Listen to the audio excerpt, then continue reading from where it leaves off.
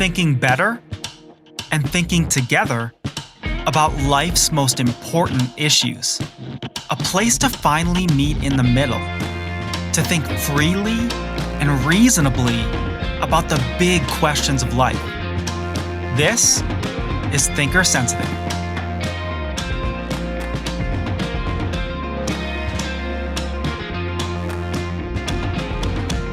Welcome to Thinker Sensitive. My name is Ryan Ragazine, and I am your host.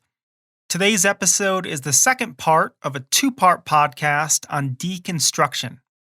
I'm going to pick up right where we left off last episode, taking a look at the various reasons for the contemporary deconstruction movement.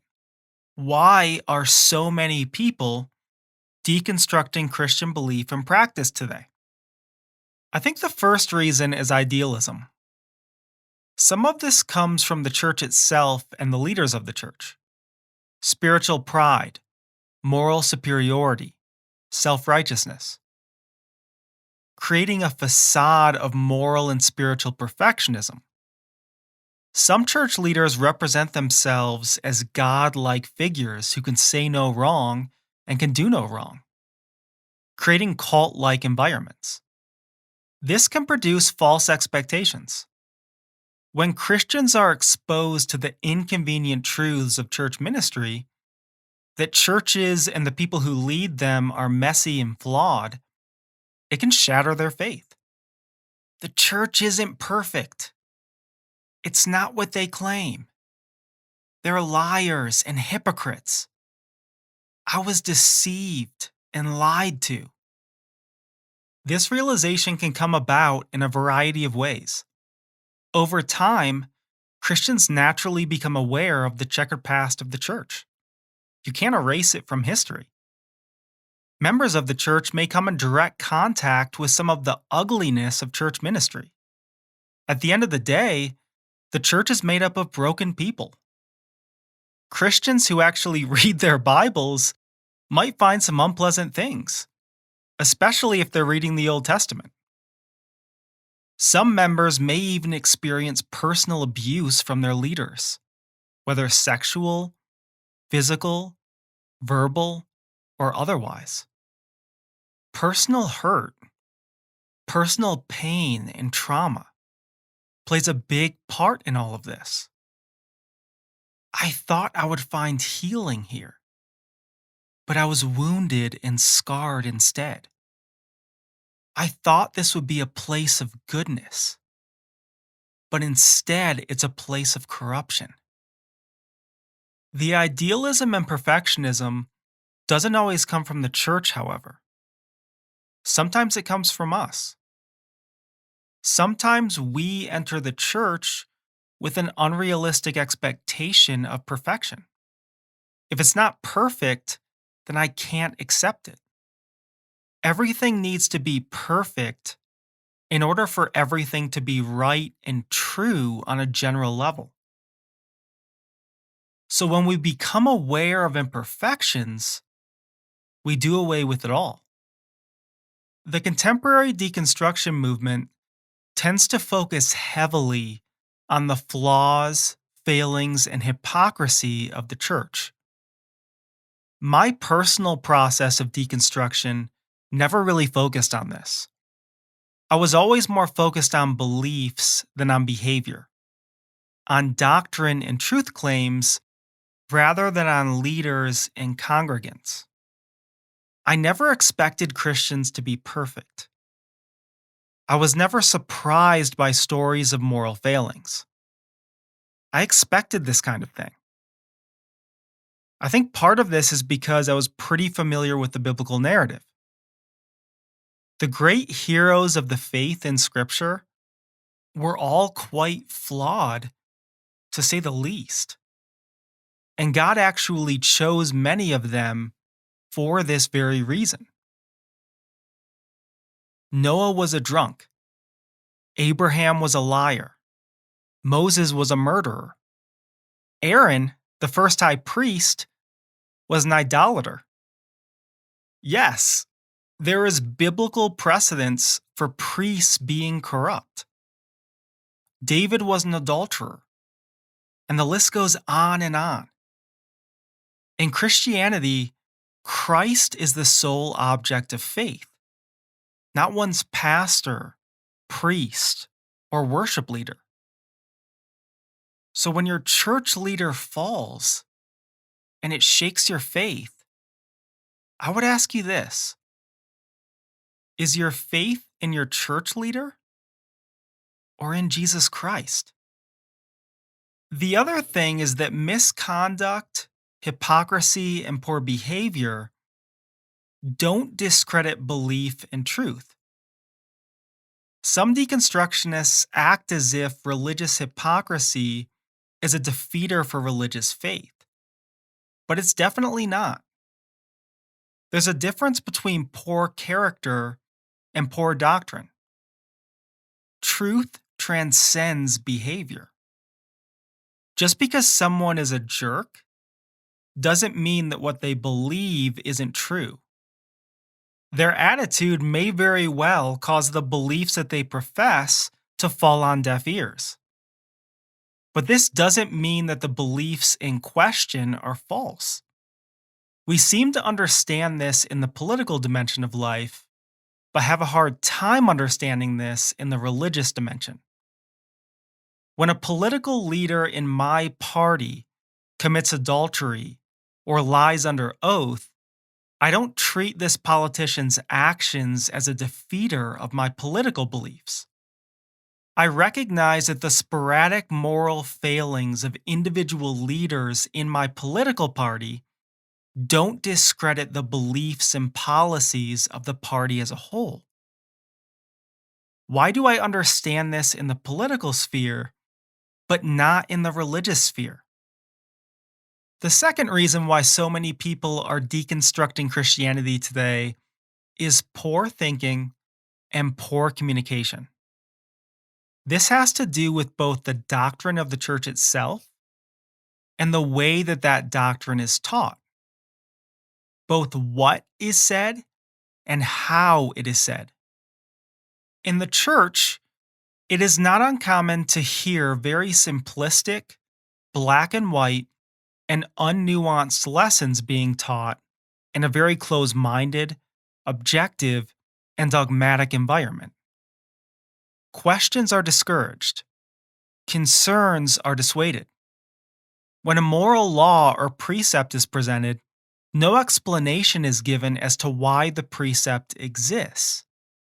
There's no attempt to answer the why question, which is really where you will find the heart of a good and loving God. The letter of the law is taught without the spirit of the law. The heart of God is concealed and left hidden under the dryness and coldness of a rule. Theology is also taught in a very rigid manner, in a way that actually restricts God, trapping him in a box and limiting his freedom. God only does things this way. God only responds in this manner. When these external expectations that are placed on God are not met, the faith of congregants is shaken. See, this God is too small. This view of God is too narrow. People need a bigger God. All of this is very Pharisaic, which is ironic considering that some churches more closely resemble the enemies of Christ than Christ himself. A Pharisaic perspective distorts the message of Christianity. But poor thinking and poor communication don't just come from the leaders of the church. They come from us as well. For example, distortions of the Christian message that sometimes spawn from the church itself can evoke straw man arguments from deconstructionists who think they are deconstructing Christianity, but in reality, they're actually just deconstructing a misrepresentation of Christianity. We also have a tendency to universalize our subjective experience, to view our personal experience as normative when it's actually not. I've seen this a lot in deconstructionist circles. Because my pastor didn't have the answers, no pastor has the answers.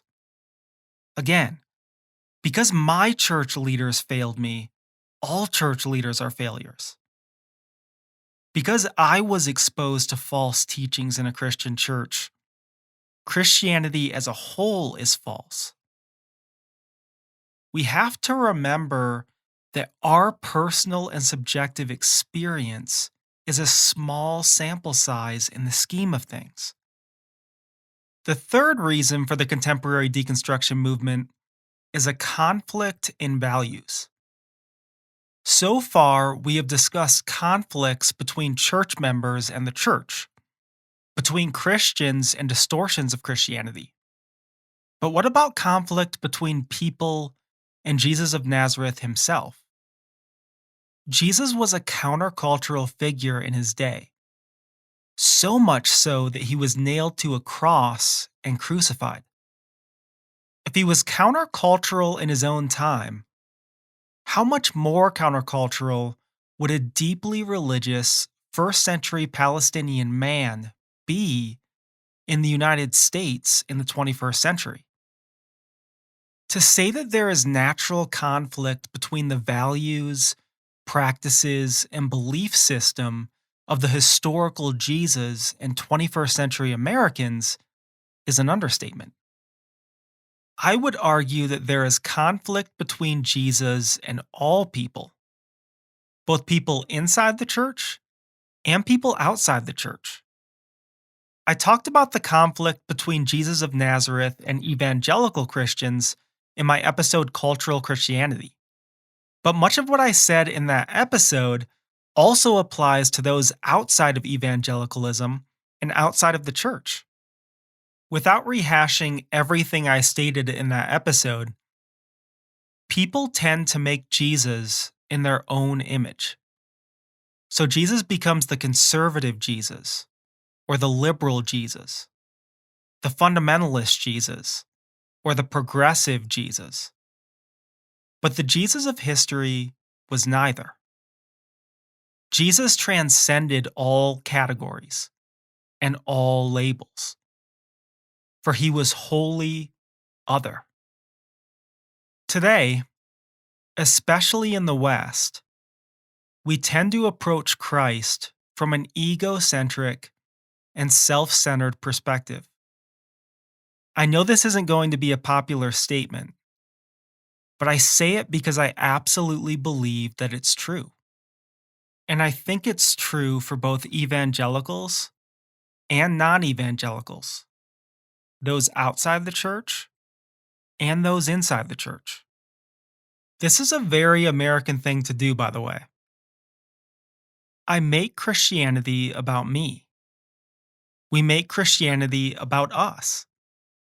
It's about what I believe, what I think, what I feel, what I want.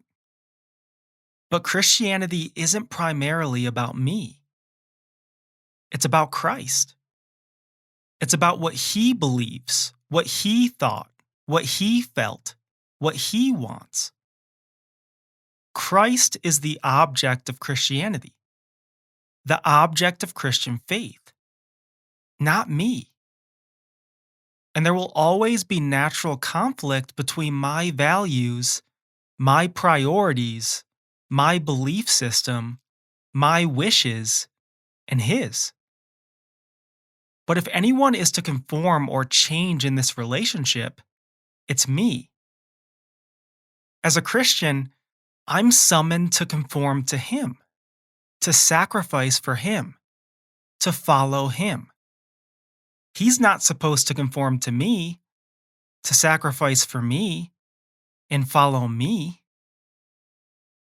This religion is called Christianity, not Ryananity. The last time I checked, Jesus said, quote, "Whoever wants to be my disciple must deny themselves and take up their cross and follow me."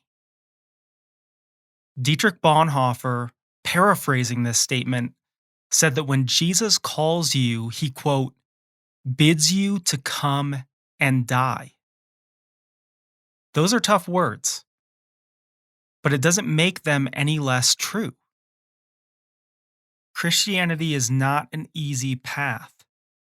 It is a trying and difficult one, but one that I believe is more than worthwhile.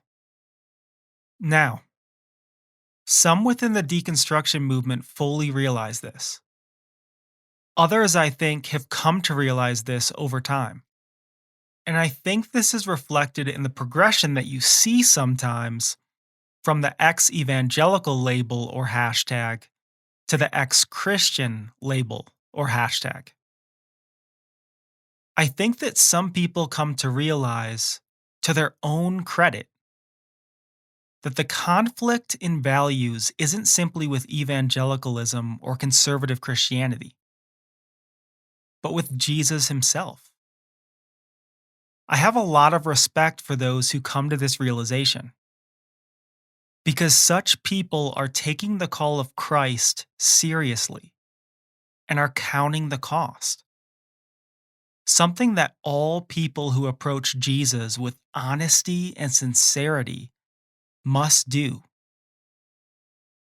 Now that we've looked at the various reasons for why people are deconstructing Christianity today, I want to give a brief appraisal and a brief critique of the deconstruction movement.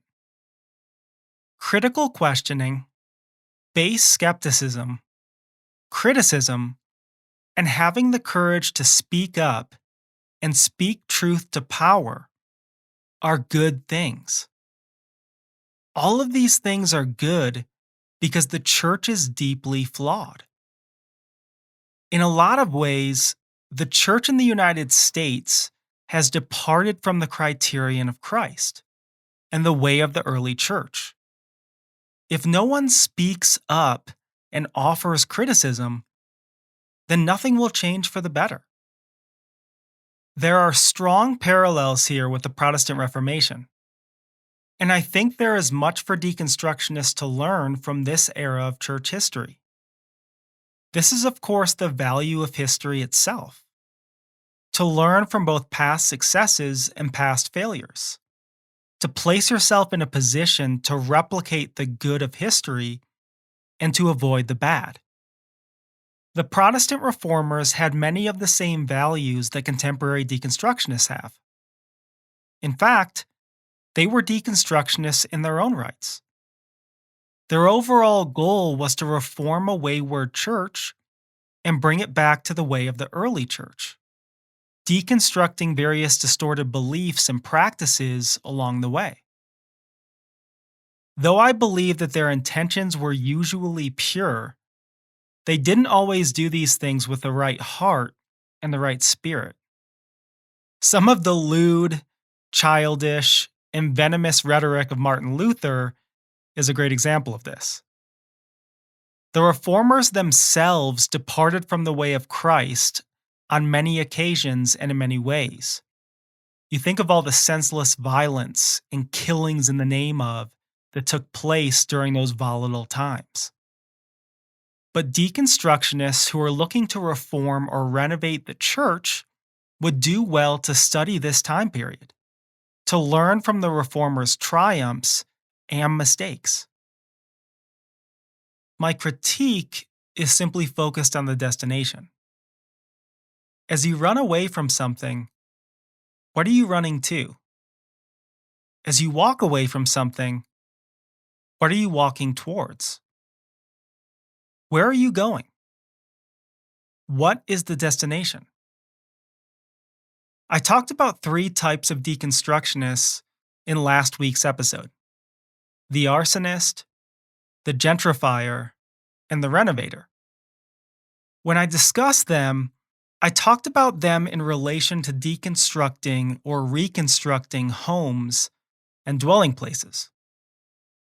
The arsonist is left without a home, which I think in many cases can be much worse than having a home, even if one's former home was very imperfect.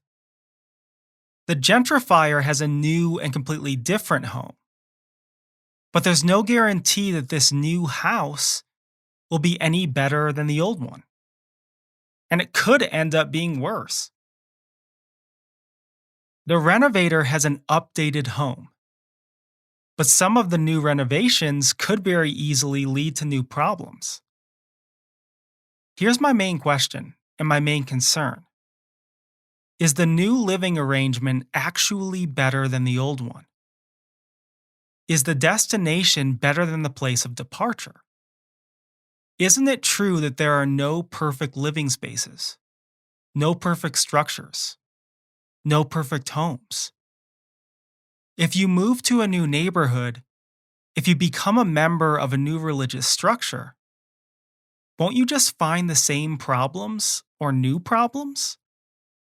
Different problems?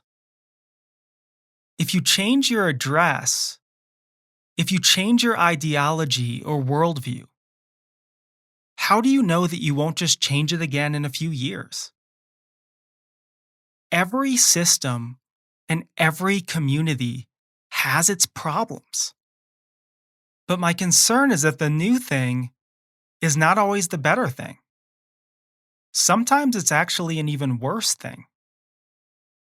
Holding 2 degrees in theology, I've had the privilege to study the history of religions and the history of cults as well. When you study the history of cults, one thing that you will find is that many cult leaders came from Christian backgrounds, often fundamentalist backgrounds. But in deconstructing their Christian beliefs, regardless of how distorted those beliefs may have been, they actually ended up constructing something far worse. The same can be said for many cult members. They are often people who come out of organized religions for one reason or another. And what seems like heaven on earth, what seems like paradise, what seems like a perfect dwelling place, the ideal home, soon becomes a living hell. How do I know that what I'm going to is better than what I'm coming from? That's my main question. I've gone through my own personal journey of deconstruction. I'm almost 35 years old now. I've had the opportunity to study all the major religions, all the major cults, and all the major worldviews and ideologies extensively. And I think I'm in a position where I can offer some counsel and some advice that has some worth. So if you would allow me to, I want to close with some words of advice for those who find themselves in the current deconstruction movement, no matter where you might fall within it. First, the value of self criticism is so important here. We are capable of criticizing others, but are we capable of criticizing ourselves? Are we willing to criticize the destination with the same vigor with which we criticize the place of departure? Are we able to wage the same criticism towards our new home that we waged against our old home? Doing so might allow us to avoid a lot of new problems and new difficulties down the road. Second, is our criticism constructive and fruitful, or merely deconstructive and unfruitful? Sometimes we can be right while also being wrong. Sometimes our thoughts and words can be in the right, but our hearts and attitudes can be in the wrong. This can result in the validity of our words falling on deaf ears. Thirdly, I think it's wise to focus more on reconstructing than deconstructing, more on building and repairing than demolishing and destroying. Focus more on what you believe in, not on what you don't believe in. Emphasize what you love more than what you hate. Fourth, in the same spirit, I would encourage the one who's listening not to be a bridge burner, but a bridge builder. For the most part, On a general level, I don't think burning bridges is the way to go. In life, you never know how things are going to turn out. You never know who is going to come back into your life and who you might need again, or even what you might want to return to. And that's why I think we should be very cautious and very leery about burning bridges. Finally, I'd encourage you not to be so quick to put yourself in a box and to label yourself. Be your own person. Think for yourself. Come to your own conclusions. For instance, you might find yourself in the deconstructionist camp, but it doesn't mean that you have to be an arsonist. Don't allow other people to dictate who you are and who you will become. Make your own decisions. Own your own decisions. Wherever you have come out of, wherever you are, and wherever you are going, I wish you all the best. Grace be with you, and peace be with you. Godspeed. This episode, and all episodes of Thinker Sensitive, are available on thinkersensitive.com, Apple Podcasts, Spotify, and more. Subscribe on your favorite podcast app today to listen to more thought-provoking content from Thinker Sensitive.